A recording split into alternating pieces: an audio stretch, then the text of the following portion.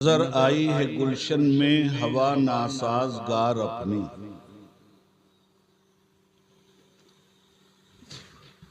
नजर आई है गुलशन में हवा नासाजगार अपनी। गुले बागे खलीली भेज दे बादे बहार अपनी। तरीक़े मुस्तफ़ा को छोड़ना है वजह बर्बादी। तरीक़े मुस्तफ़ा को छोड़ना है वजह बर्बादी। इसी से कौम दुनिया में हुई बेइक़्तिदार अपनी। हमें लाजिम है शाहनशाह बतहा की रज़ा जोई। हमें लाजिम है शाहनशाह बतहा की रज़ा जोई। वो अपने हो गए तो रहमते परवरदिगार अपनी। उठे उम्मत के वाली कुफ्र धमकाता है मुस्लिम को। उठे उम्मत के वाली कुफ्र धमकाता है मुस्लिम को।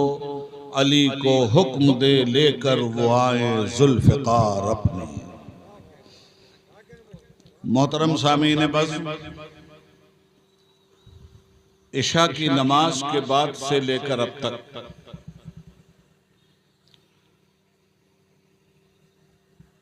मुसलमानों का ये ठाठे मारता हुआ मजमा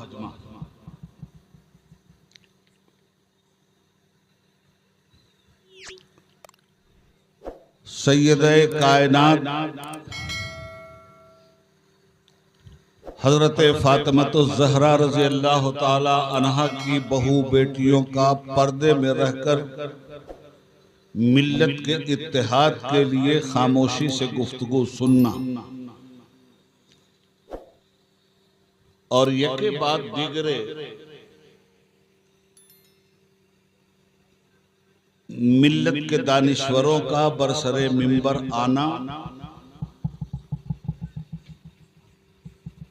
और तौफीक इलाही से हसबे इस्तिताअत मिल्लत की रहनुमाई का फरीज़ा अंजाम देना, जिस खुश असलूबी के साथ अब तक इस इजलास का तारीखी तसलसल मरहलावार आगे बढ़ रहा है, आपकी खामोश और बेदार आंखों को मुबारकबाद। एक एहसास जगाने की कोशिश की गई है, बेदारी मिल्लत के नाम से, इत्तेहाद उम्मत के नाम से।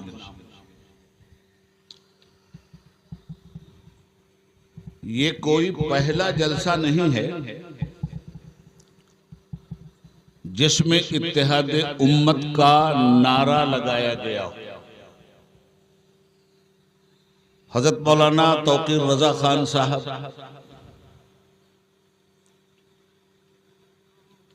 ने आपको बतलाया कि 25 साल पहले आज के हालात पे नजर रखकर हमने इत्तेहाद मिल्लत का बेड़ा उठाया था। तो मुझे अपने उस्ताद की एक बात याद आती है। हजरत हाफिज मिल्लत मौलाना शाह अब्दुल अजीज साहब मुहद्दिस मुरादाबादी, फाउंडर अल जामियतुल अशरफिया मुबारकपुर की, वो जिंदगी भर ये पैगाम देते रहे कि मुसलमानों,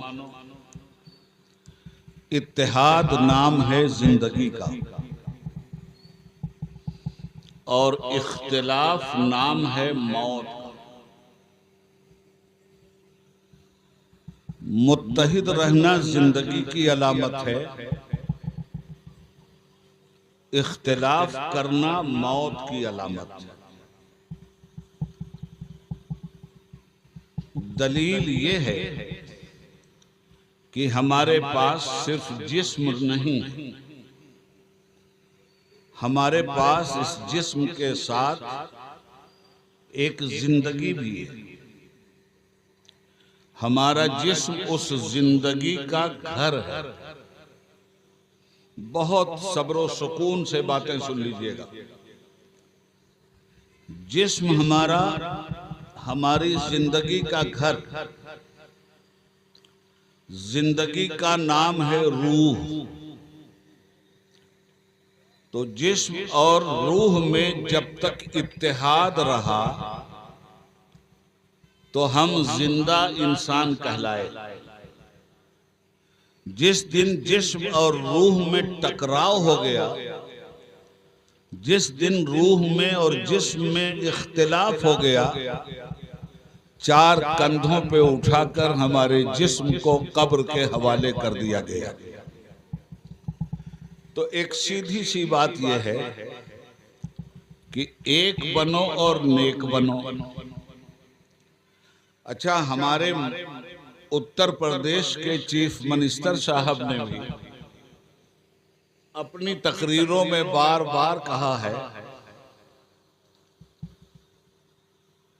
कि बटोगे तो कटोगे। तो जो जुमला वो बोल रहे हैं अगर वो गैर कानूनी नहीं है तो मैं भी इस कौम से कह रहा हूं कि अगर बटोगे तो कटोगे। किसी भी कौम का वजूद उसी वक्त तक पायदार और मुस्तहकम होता है जब तक वो कौम बंटने और बंटवारे की बात नहीं करती, इत्तेहाद के साथ जिंदा रहने की अलामत बन जाती है। नबी रहमत सल्लल्लाहु अलैहि वसल्लम जब इस दुनिया में तशरीफ ले आए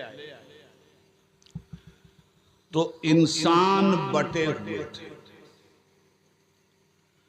और हुजूर सिर्फ मुसलमानों के लिए नबी बनकर नहीं आए थे। हुजूर सिर्फ मुसलमानों के लिए रहमत बनकर नहीं आए थे। अल्लाह रब्बुल आलमीन है, सिर्फ रब्बुल मुस्लिमीन नहीं।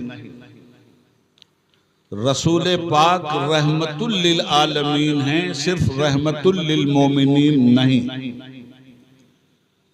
कुरान करीम हुदल्लिन नास है, सिर्फ मुसलमानों के लिए हिदायत का पैगाम नहीं, आम इंसानों के लिए हिदायत का पैगाम है। कबीले कबीले का बुत एक जुदा था, किसी का हुबल था, किसी का सफा था। एक ही मजहब के मानने वाले और एक ही मिल्लत के दिलदादा और एक ही रस्म और रवाज के फरस्तादा, उन लोगों में भी हम कबीले कबीले की जंग और कबीले कबीले का इख्तिलाफ देखते हैं। नबी रहमत ने जब इस दुनिया में कदम रंजा फरमाया तो रसूल रहमत की जिंदगी के दो दौर हैं। एक दौर है बशरियत मोहम्मदी का और दूसरा दौर है नबूवत मोहम्मदी। 40 साल की जिंदगी में नबूवत और रिसालत का इजहार नहीं हुआ था। खूब गौर से बात सुनिएगा। तो 40 साल जिंदगी हुजूर की कैसी थी? उस 40 साल की जिंदगी में हुजूर ने मक्का में क्या देखा? हुजूर ने देखा कि लोगों के खुदा अलग अलग, लोगों के रस्म और रवाज अलग अलग, एक ही खानदान के लोगों में अलग अलग नजरियाती बंटवारे। रसूल रहमत ये सब देखते रहे।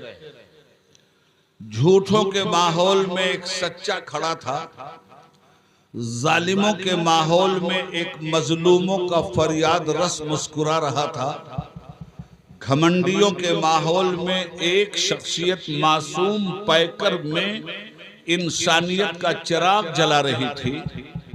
रसूल बरहक ने उस पूरे माहौल में 40 साल जिंदगी जो गुजारी है, मैं बशरियत मोहम्मदी की बात कर रहा हूँ, अभी नबूवत मोहम्मदी के फैज़ की बात नहीं कर रहा हूँ। बशरियत मोहम्मदी का फैज़ ये है कि हकदार का हक देने के लिए दाई हलीमा की गोद में एक साइड से दूध पीते हैं और दूसरी साइड से दूध शरीक भाई के लिए दूध छोड़ते हैं, और समाजी इंसाफ का बुनियादी पत्थर हजरत हलीमा की गोद में रखते हैं। पहला पैगाम क्या मिला? अगर दुनिया में इत्तेहाद चाहते हो तो हर हकदार का हक ईमानदारी से दे दो। खूब गौर से सुनिएगा बात, मैं कोई जज्बाती बात नहीं करूंगा, मैं लाऊंगा आपको वातसिमु बिहब्लिल्लाहि जमीआ की तरफ।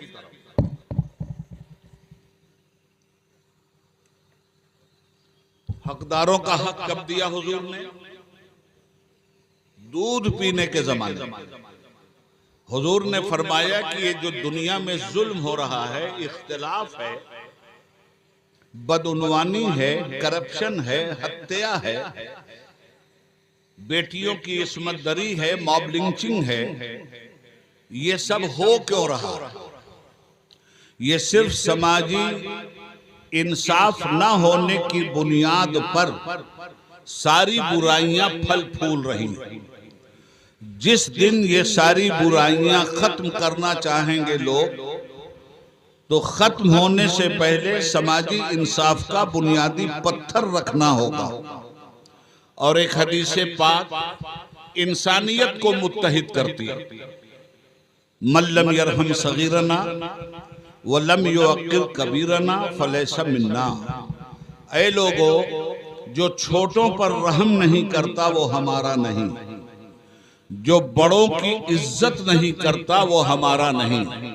मैंने ये बातें पार्लियामेंट में भी कही थी, जब जुल्म और सितम के खिलाफ हाउस में बहस हो रही थी, तो मैंने उस वक्त भी कहा था कि आप मेरे नबी पर ईमान लाओ चाहे मत लाओ, मगर मेरे नबी की उस बात को तो मान लो जिस बात को मान लेने के बाद और कानून का दर्जा दे देने के बाद इंसानी वहदत नजर में आएगी और इख्तिलाफात का खात्मा हो जाएगा। मल्लम यरहम सगीरना वलम युअक्किर कबीरना फलैसा मिन्ना। जो छोटों पर रहम नहीं करता वो हमारा नहीं, जो बड़ों की इज्जत नहीं करता वो हमारा नहीं। अब हजरात, हम तमाम तर लोग जो यहाँ बैठे हैं, हम में कोई या तो एक मिनट के लिए किसी से छोटा होगा या एक ही मिनट और सेकंड के लिए कोई किसी से बड़ा होगा। इसी तरह सारी इंसानियत का जायजा ले लीजिए। हम जिस मुल्क में रहते हैं, दुनिया के जिस खित्ते में रहते हैं, वहां जितने इंसान हैं, इन इंसानों में या तो कोई किसी से छोटा है या कोई किसी से बड़ा। पैगंबरे रहमत ने इंसानों को ड्यूटी क्या दी? जो छोटों पर रहम नहीं करता वो हमारा नहीं।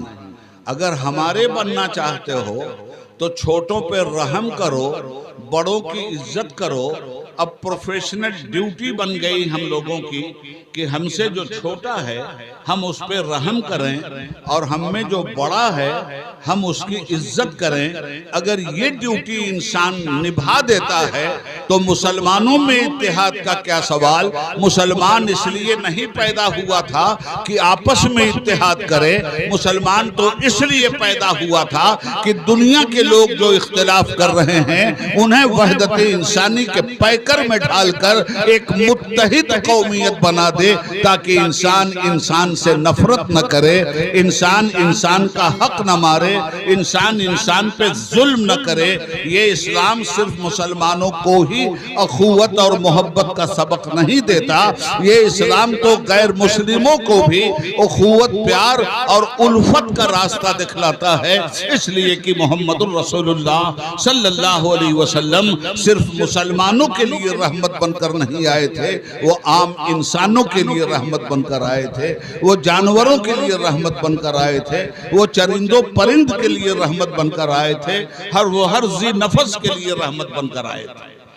हजरात, अगर हमने इस रास्ते से अपने वजूद को आगे बढ़ाया होता। ये जो इख्तिलाफ हमारे अंदर है और इस इख्तिलाफ का खात्मा नहीं हो रहा, हजार इस तरह की मीटिंगें कर लीजिए, मगर इसके बाद भी इस मिल्लत के कान पे जू नहीं रेंगती। हम जानते हैं 54 साल से मुसलसल कंटिन्यू खिदमत हम पूरे मुल्क में कर रहे हैं, हमें अंजाम मालूम है, मगर इस अंजाम के बावजूद याद रखिएगा हम लोग उस कश्ती के सवार हैं। आज के दिन एक है हमारा मसला एक्सटर्नल और एक है मसला इंटरनल, एक है हमारा खारजी मसला और एक है हमारा दाखिली मसला। एक है खारजी बीमारी जो कोरोना की तरह हम पर मुसल्लत कर दिया है तासुब अंगेज हुकूमत ने, और एक है दाखिली मुसीबत। खारजी मुसीबत का जिक्र मौलाना तौकीर साहब ने बहुत जम करके कर दिया है। वो खारजी मुसीबत तो हमारे साथ है, मगर उस बीमारी का इलाज जो है, उस बीमारी के लिए जो नुस्खे कीमिया है, उस नुस्खे कीमिया को आज का बीमार कबूल करने के लिए तैयार नहीं है। इन बीमारियों का खात्मा हो सकता है बद अखलाकियों के मुकाबले में। जिस दिन हम खुश अखलाकी की मोहर लगा देंगे, ये बद अखलाकी खत्म होगी। नफरत के मुकाबले में जिस दिन हमारी मोहब्बत का पैगाम आम हो जाएगा, ये बीमारी दूर होगी। हमें इस बीमारी को दूर करने के लिए लड़ाई करने की जरूरत नहीं है, जंग और जदाल की जरूरत नहीं है, नफरत आमेज नारा लगाने की जरूरत नहीं है, जबरदस्ती का जज्बा दिखलाने की जरूरत नहीं है। हम कम लोग हैं। अकलियत का मतलब कमजोर लोग नहीं होता, अकलियत का मतलब कम लोग होता है। कम लोग कमजोर नहीं, हमारे पास ताकत है मगर हम उस ताकत का इस्तेमाल नहीं करते। मैं किसी हथियार की बात नहीं कर रहा हूँ, न किसी हत्यारे की बात कर रहा हूँ, न किसी बम की बात कर रहा हूँ, न किसी नफरत की बात कर रहा हूँ। हमको हमारे रसूल ने जो अख्तियार दिया था, जो हथियार दिया था, उस हथियार का नाम है प्रेम, उस हथियार का नाम है इखलाक, उस हथियार का नाम है मोहब्बत, उस हथियार का नाम है इत्तिबाए खुदावंदी, इत्तिबाए रसूल, उस हथियार का नाम है अल्लाह की रजा के सामने सर को झुका देना। आज हमारे सामने बड़ी मुसीबत है कि आज हम मारे जा रहे हैं। किस जुर्म? आज हम मारे जा रहे हैं, हमारा जुर्म यह है कि हम मुसलमान, और तो हमारा कोई जुर्म नहीं। आज हम पर जुल्म इसलिए हो रहा है कि जालिम हमें मुसलमान समझता है और मुसलमान होना जुर्म करार दे दिया है उसने। तो जमीन के ऊपर हम मारे जा रहे हैं इस जुर्म में कि मुसलमान हैं। कहीं जमीन के नीचे इस जुर्म में न मारे जाएं कि हम जमीन पे मुसलमान थे भी। आप बताइए कि हमसे ज्यादा नुकसान उठाने वाला कौन होगा? मैं आपसे जो बात कह रहा हूं उसे समझिए। इख्तिलाफ एक दो जगह है और ये इख्तिलाफ खत्म कैसे होगा? इख्तिलाफ नहीं खत्म होगा। इख्तिलाफ के खत्म होने के लिए, और लफ्ज इत्तेहाद क्या है भाई? इत्तेहाद बिल्कुल बेमाना लफ्ज है। अगर इत्तेहाद हो तो लफ्ज इत्तेहाद उस वक्त पावरफुल बनता है, उस वक्त बामाना बनता है जब इख्तिलाफ रहते हुए इत्तेहाद किसी नुक्ते मुश्तरक पे हो जाए। आप कहते हो अकीदे में इख्तिलाफ है, रखो इख्तिलाफ अपना। आप अल्लाह के यहाँ अपने अकीदे का हिसाब दोगे, हम अपने अकीदे का हिसाब देंगे। आप कहते हो मसलक का इख्तिलाफ है, रखो अपना अपना मसलक। आप अपना मसलक लेके जाओगे, हम अपना मसलक लेके जाएंगे। हम भी जानते हैं कि मसलक में इत्तेहाद नहीं हो सकता, मत करो, करना भी नहीं है। मगर मुझे एक बात बताइए कि मसलक दीन के ताबे है या दीन मसलक के ताबे? मुझे सिर्फ एक बात बता दीजिए, दीन मसलक के ताबे है या मसलक दीन के ताबे? मसलक अबू हनीफा के ताबे इस्लाम नहीं है, इस्लाम के ताबे मसलक अबू हनीफा। मसलक शाफई के ताबे इस्लाम नहीं है, इस्लाम के ताबे मसलके शाफई है। मसलके हम्बली के ताबे इस्लाम नहीं है। इस्लाम के ताबे मसलके हम्बली है। मसलके मालिकी के ताबे इस्लाम नहीं है। इस्लाम के ताबे मसलके मालिकी है। और जब ये सब मालिक सारे मसालिक एक दूसरे के मुकाबले में अलग अलग इख्तिलाफ नमाज पढ़ने में रखते हैं, हाथ बांधने में रखते हैं, मगर मुझे बताइए किसी शाफई ने किसी हनफी से इख्तिलाफ किया? किसी हनफी ने किसी शाफई से इख्तिलाफ किया? हजरत ख्वाजा मोइनुद्दीन चिश्ती रहमतुल्लाह ताला अलैह हनफी थे, यहाँ हाथ बांध करके नमाज पढ़ते थे। हजरत गौसुल आजम अब्दुल कादिर जीलानी रहमतुल्लाह अलैह हम्बली थे, वो हाथ बांधते ही नहीं थे नमाज में। मुझे बताओ, गौस पाक की मुखालफत करोगे या ख्वाजा साहब की मुखालफत करोगे? ना आप उनकी मुखालफत के लिए तैयार हो, न इनकी मुखालफत के लिए तैयार हो। तो वहाँ अगर मसलक की बुनियाद पर इख्तिलाफ नहीं हो रहा है और यहाँ मसलक की बुनियाद पे इख्तिलाफ वाक़ है, तो मैं कहता हूँ यहाँ कर लो मसलक की बुनियाद पे इख्तिलाफ, मगर कुछ नुक्ते मुश्तरक भी हैं जिन पर इत्तिहाद हर मसलक को करना पड़ेगा अपने अपने मसलक के तहफ़्फ़ुज़ के साथ। ये मुझे बताओ, मस्जिद कदरे मुश्तरक है या नहीं? दीन कदरे मुश्तरक है कि नहीं? सभी न कलमे के दावेदार हैं। हर मसलक वाला न कहता है हम सही हैं, तो गलत कौन कह रहा है अपने आप को? तो जब सब के सब कह रहे हो कि सही है, तो फैसला तो वहां होना है ना कि कौन सही है और कौन गलत है। अच्छा छोड़ो, मसलक के जो इख्तिलाफात हैं उसमें मत करो इत्तेहाद। मैं कहता ही नहीं आपसे इत्तेहाद के लिए, मगर ये बताओ क्या मस्जिद के नाम पर इत्तेहाद करोगे? मस्जिदें अगर जलाई जा रही हैं तो उन्हें बचाने के लिए इत्तेहाद करोगे या नहीं करोगे? कुरान करीम की बेहुरमती हो रही है, उसके लिए इत्तेहाद करोगे या नहीं करोगे?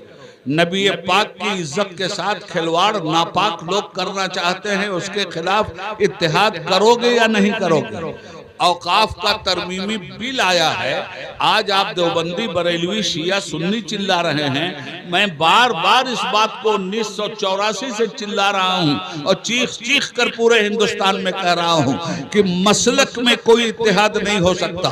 तहफ़्फ़ुज़ात मसलक के साथ उन मसाइल में जरूर इत्तेहाद करना पड़ेगा जो मसाइल हमारे तमाम लोगों के बीच में कदरे मुश्तरक की हैसियत रखते हैं।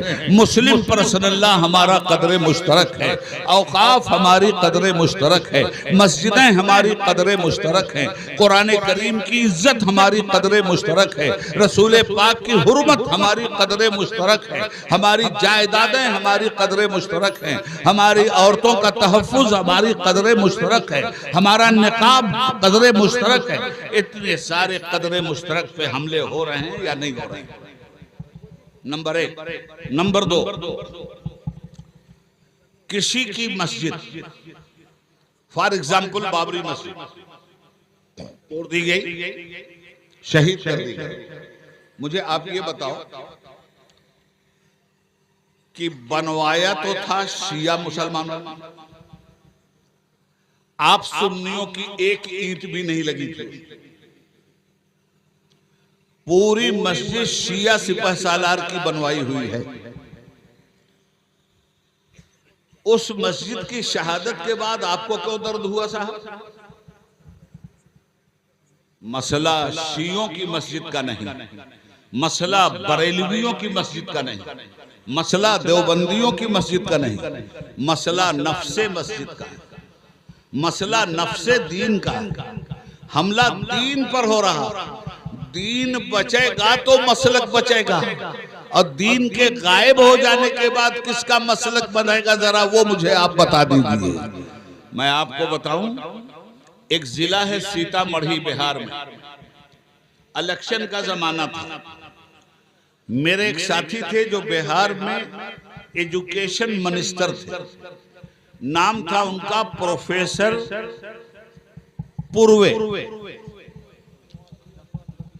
गौर से सुनिए बात।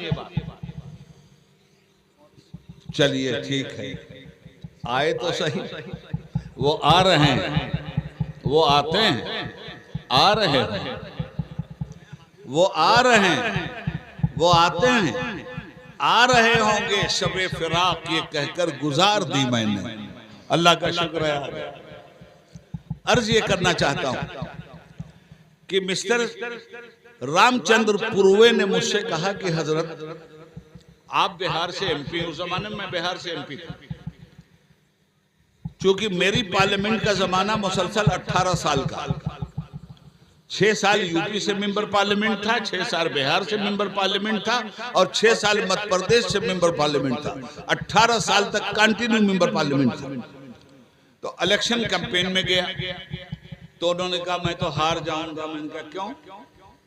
अरे कहने लगे सर यहां तो मस्जिद में झगड़ा हो रहा और मुसलमान एक दूसरे की गर्दन मारने के चक्कर में। मैंने कहा क्या हुआ, किस बात पे झगड़ा है मुसलमानों का? कहा आपके यहाँ कौन सी नमाज होती है सर? मैंने पूछा मतलब? तो उन्होंने कहा झगड़ा ये हो रहा है उस मस्जिद में कि कुछ मुसलमान कह रहे हैं कि यहाँ हाथ बांध के नमाज पढ़ो नहीं तो हाथ काट ले, और उनके मुकाबले में दूसरे मुसलमान कह रहे हैं कि यहाँ हाथ बांध के पढ़ो वरना हाथ काट ले। अब मुझे यहाँ हाथ बांधने वालों का भी वोट चाहिए और यहाँ हाथ बांधने वालों का भी वोट चाहिए। अब बताइए मैं यहाँ वालों का साथ दूं तो यहाँ वाले मुझे वोट नहीं देंगे, यहाँ वालों का साथ दूं तो यहाँ वाले वोट नहीं देंगे, क्या करूं?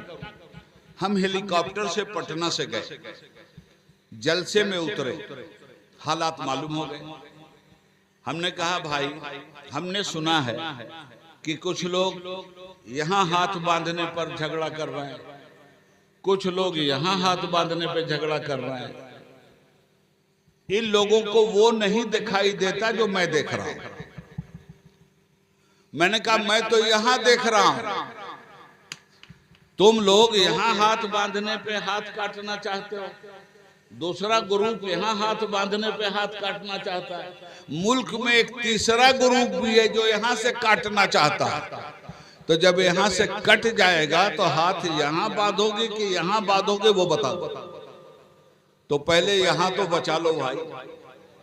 आज क्या माहौल, यहां का माहौल है कि यहां का माहौल है कि यहां का माहौल? समझ सको तो खामोशी मेरा जवाब भी।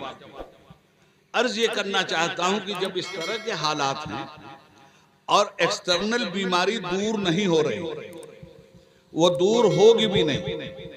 ये जो औकाफ का तरमीमी बिल पार्लियामेंट के अंदर आया, हमने सैकड़ों बिल पास किए हैं और सैकड़ों बिल हमने रिजेक्ट किए हैं 18 साल में। याद रखना इस बात को। आज जो ये बिल आया,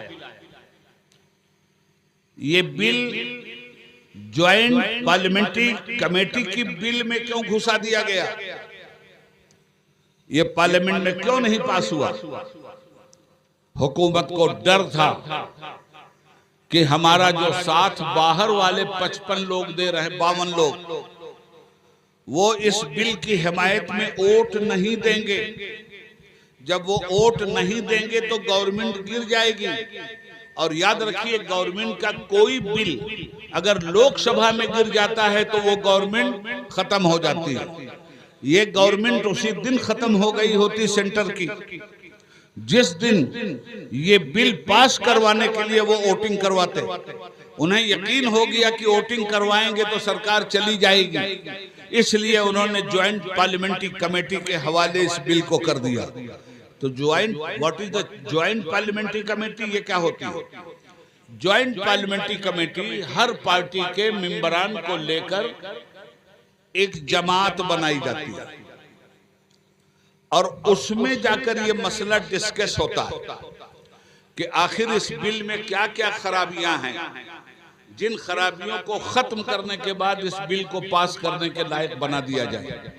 अब जो एतराज होते हैं और जिन लोगों की तरफ से होते हैं, ज्वाइंट पार्लियामेंट्री कमेटी उन लोगों को बुलाती है और बुलाने के बाद उनसे डिस्कस करती है। मैं भी all India Muslim personal board का मेंबर हूँ। All India Muslim personal board बुलाया गया, उसने अपनी सारी बातें रख दी। अब मैं आपको बताऊं, ज्वाइंट पार्लियामेंट्री कमेटी ने सिग्नेचर मांगा 5 करोड़ के करीब। आप जैसे जियालों ने अपना सिग्नेचर भी भेज दिया। मगर आप क्या समझते हो आपका सिग्नेचर ये बिल रोक देगा? कानून क्या है और कितने लोगों ने कानून को समझा है? कानून ये है मेरे दोस्तों कि ज्वाइंट पार्लियामेंट्री कमेटी में अगर इस बिल के खिलाफ राय बन भी गई तो ज्वाइंट पार्लियामेंट्री कमेटी को यह अख्तियार नहीं है कि कसरत राय से इस बिल को मुस्तरद करने वाली राय अगर आ गई है तो ज्वाइंट पार्लियामेंट्री कमेटी इस बिल को मुस्तरद कर दे। नहीं, वो इस बिल को ले जाकर फिर गवर्नमेंट के पास रखेगी कि आपके खिलाफ, इस बिल के खिलाफ हिंदुस्तानी अवाम की राय आई है, मुल्क के वोटरों की राय आई है। जिस तरह मुल्क के वोटरों की अक्सरियत के साथ वोट पाकर आप हुकूमत में आए हो, उसी तरह मुल्क की अक्सरियत अगर किसी बिल की मुखालिफत करती है तो हुकूमत को वो बिल विड्रॉल करना पड़ता है। मगर ये जालिम हुकूमत है, ये दुश्मन हुकूमत है, ये नापाक हुकूमत है। ये हुकूमत के पास फिर ये बिल आएगा और ये बिल का उस वक्त तक इंतजार करेगी हुकूमत जब तक इसके पास लोकसभा में 272 मेंबरान पार्लियामेंट का सिग्नेचर नहीं मिल जाता। अभी इनके पास इस बिल पर सिर्फ 240 लोग वोट देने के लिए तैयार हैं, बकिया पूरी पार्लियामेंट इन्हें वोट देने के लिए तैयार नहीं। मगर 272 पर सक्सेसफुल गवर्नमेंट बन जाया करती है, जिस गवर्नमेंट को 5 साल तक हिलाया नहीं जा सकता। ये इस चक्कर में है कि किसी तरह दूसरी पार्टियों के एमपीज को तोड़ लिया जाए और तोड़ करके फिर 272 का अदद पूरा किया जाए और जब 272 हो जाए तो जेपीसी से फौरी तौर पर इस बिल को वापस मंगवा कर पार्लियामेंट से पास करवा दिया जाए। ये है मामला इस बिल का। फर्ज कीजिए वो बुरा दिन आ गया और ये बिल पास हो गया, तो इस बिल में खराबी क्या? आपकी मस्जिदें महफूज नहीं रही, आपके मज़ारात महफूज नहीं रहे, आपकी दरगाहें महफूज नहीं रही, आपके मदरसे महफूज नहीं रहे। तो अब बताओ कि मदरसे सिर्फ क्या बरेलवियों के पास हैं, देवबंदियों के पास नहीं? क्या सिर्फ शियों के पास, सुन्नियों के पास नहीं? दरगाहें सिर्फ क्या बरेलवियों के पास, देवबंदियों के पास नहीं? पीरी मुरीदी क्या सिर्फ बरेलवियों के यहाँ है, देवबंदियों के यहाँ नहीं है? इमाम बाड़े क्या हमारे शिया भाइयों के यहाँ नहीं है? ये जितनी चीजें बनामे मजहब हमारे पास वक्फ की जायदाद में आती हैं। अब तक का कानून यह था कि हमारे वक्फ बोर्ड में कोई भी नॉन मुस्लिम नहीं रहेगा।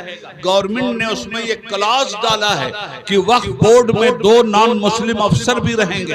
हमने गवर्नमेंट से ये कहा है कि जितने भी हमारे ईसाई ट्रस्ट हैं, जितने भी बौद्धिस्ट ट्रस्ट हैं, जितने भी हमारे हिंदू ट्रस्ट हैं, जितने भी मंदिरों के ट्रस्ट हैं, क्या मंदिरों के ट्रस्ट में मुसलमान अफसर रखोगे?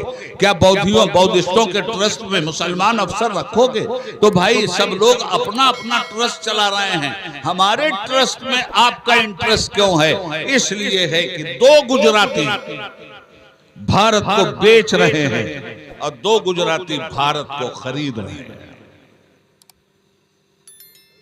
अब हमारी औकाफ की जमीन भी हड़पने का खेल है। किसकी जमीन बचेगी? और हिंदुस्तान में आज भी जितनी जमीन रेलवे के पास है, उसके बाद सबसे ज्यादा जमीन वक्फ बोर्ड के पास। हमारी इसका चाहिए तो ये था कि हमारी जमीनों पे गवर्नमेंट का कब्जा है तो वो छोड़ाया जाए, मुसलमानों का कब्जा है तो वो छोड़ाया जाए, गैर मुस्लिमों का कब्जा है तो वो छोड़ाया जाए।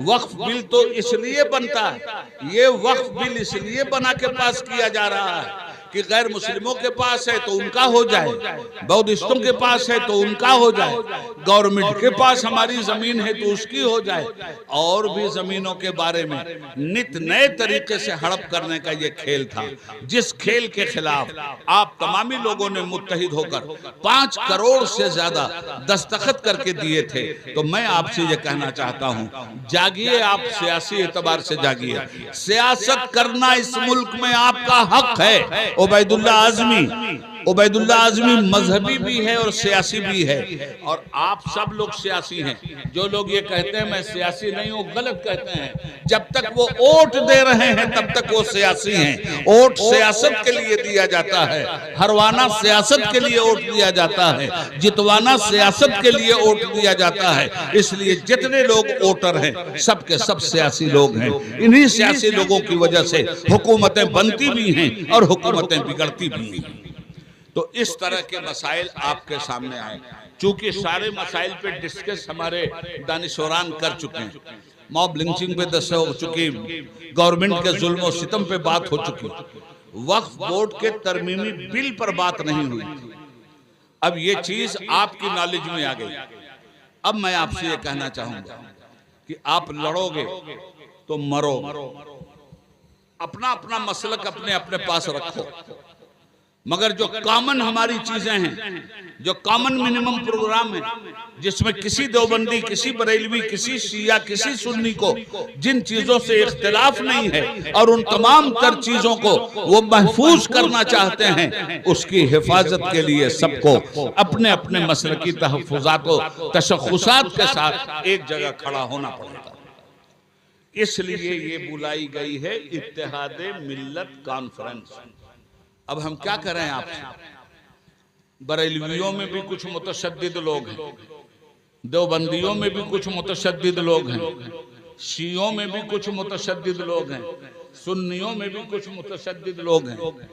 इन लोगों का ताल्लुक मुसलमानों को मुत्तहिद करने के नजरियात पर मबनी नहीं है। ये चाहते हैं कि मुसलमानों में इख्तिलाफ बरकरार रहे ताकि इनकी रोटी रोजी चलती रहे। कुछ लोगों की रोटी रोजी का ताल्लुक मुसलमानों को लड़ाने में। अब मैं आपको बताऊं, इस बिल के खिलाफ भी मौलाना ऊपर आइए, इधर ऊपर आइए, इस बिल के खिलाफ भी आखिरी बात कह रहा हूं। मौलाना अब्बास रज़वी साहब भी तशरीफ ला चुके हैं, उनका खिताब सुनेंगे हम। इस बिल के खिलाफ सुनिए, आप मुत्तहिद तो हो गए, आपको जानकारी के लिए, जानकारी के मामले में आप जीरो। तो जब आप सब लोगों को यह मालूम हो गया तो रोड पे लड़ने की जरूरत है क्या? लड़ना ही है तो अपने हक के लिए लड़िए, लड़ना ही है तो मस्जिदों के तहफ़्फ़ुज़ के लिए लड़िए। और ये लड़ाई का हक आपको हिंदुस्तान के संविधान ने दिया है, किसी के बाप का इजारा नहीं है ये। और हुकूमतें अगर हमें हमारे हक को मनवाने के लिए हम पाबंद सलासिल करना चाहती हैं तो हम कहते हैं आओ हथ करियो, हम तुम्हारा वेलकम करेंगे। आओ पैर की जंजीरों, हम तुम्हारा वेलकम करेंगे। मगर तुम ये समझो कि मुसलमान अपने हक से दस्तबरदार हो जाएगा, ये न कल हुआ था न आज होगा। तुम ये चाहो कि मुस्लिम पर्सनल्लाह में कोई तब्दीली होगी, तो कल भी हमने नारा लगाया था और आज भी नारा लगाते हैं, है कौले मोहम्मद कौले खुदा, फरमान न बदला जाएगा, बदलेगा जमाना लाख मगर कुरान न बदला जाएगा। हज़रात गिरामी, मुझे कोई जज्बाती तकरीर नहीं करनी, मिल्लत को बेदार रखिए। जहां भी लोग आपस में इख्तिलाफ पैदा कर रहे हैं, चाहे वो बनामे मजहब पैदा कर रहे हों, चाहे वो बनामे सियासत पैदा कर रहे हों, चाहे वो बनामे बिरादरी पैदा कर रहे हों, इसलिए कि एक बहुत बड़ा तबका नकली सूफियों का और सबसे बड़ा गद्दार अजमेर शरीफ दरगाह का वो दीवान है जो गवर्नमेंट का चमचा, गवर्नमेंट का पाला हुआ, जो नकली सूफियों को लेकर, जिनको न नमाज से मतलब, न रोजे से, न हज से, न ज़कात से, हुकूमत का वजीफा खार नकली सूफियों को और नकली मौलवियों को लेकर नरेंद्र मोदी के दरबार में हाजिर हुआ कि हम वक्फ तरमीमी बिल की हिमायत करते हैं। और ये बताया जा रहा है कि मुसलमानों का एक बड़ा तबका नहीं, मुसलमानों का गद्दार तबका वो तबका जो वक्फ तरमीमी बिल की हिमायत करता है वो मुसलमानों का गद्दार तबका है, चाहे वो मौलवी की शक्ल में आ रहा हो, चाहे वो सूफी की शक्ल में आ रहा हो, वो गद्दार तबका है। और याद रखना, जब मिल्लत में गद्दार पैदा हो जाते हैं, जब कौम में मुनाफिक पैदा हो जाते हैं, तो शेर कुत्तों से हार जाता है। इसलिए इन बगल में छुपे हुए बिच्छुओं से बचिए जो इस मिल्लत को दाढ़ी टोपी के नाम पर बेच रहे हैं, जो इस मिल्लत को कपड़े पहनकर सूफियों का नाम लेकर इस मुल्क में मिल्लत के मफादात को चंद टकों पे बेच रहे हैं। ऐसे लोग भी आपको टीवी पे नजर आए। इसलिए बिल्कुल मुत्तहिद रहिए और अपना हक मांगने के लिए कभी भी मुंह मत चुराइए, नजरें मत चुराइए। आप मुजरिम नहीं हैं, आप इस देश के शहरी हैं।